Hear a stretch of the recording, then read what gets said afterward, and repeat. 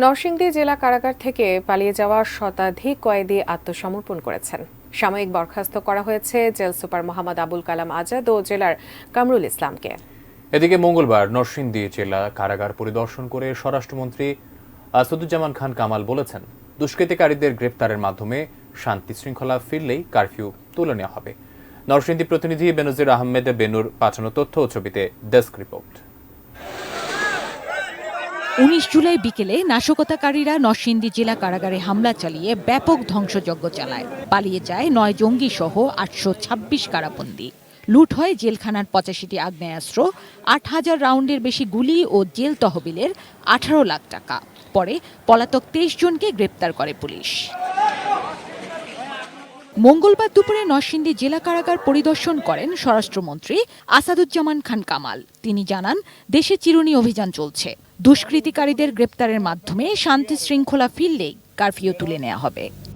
দেশকে একটা বিপর্যস্ত পর্যায়ে নেওয়ার জন্য, আমরা যে দেশটা এগিয়ে গিয়েছি সেইখানে বাধা সৃষ্টি করার জন্য এই সমস্ত আক্রমণ। আপনার ২-১ দিন ধৈর্য ধরুন, আমরা অবশ্যই এই দুষ্কৃতিকারীদের, এই রাষ্ট্রদ্রোহী ব্যক্তিদেরকে, যারা রাষ্ট্রের বিরুদ্ধে আজকে যুদ্ধ ঘোষণা করেছে, তাদেরকে আমরা শনাক্ত করে তাদের ধরে আমরা একটা শান্তির পরিবেশ সৃষ্টি হলেই আমরা সবকিছু আবার উজ্জ্বল করে দেব।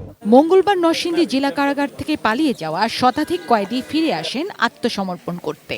বেলা ১১টার দিকে জেলা আইনজীবী সমিতি কার্যালয়ে উপস্থিত হন তারা। পরিস্থিতির কারণে সেদিন বের হতে বাধ্য হয়েছেন বলে দাবি করেন তারা।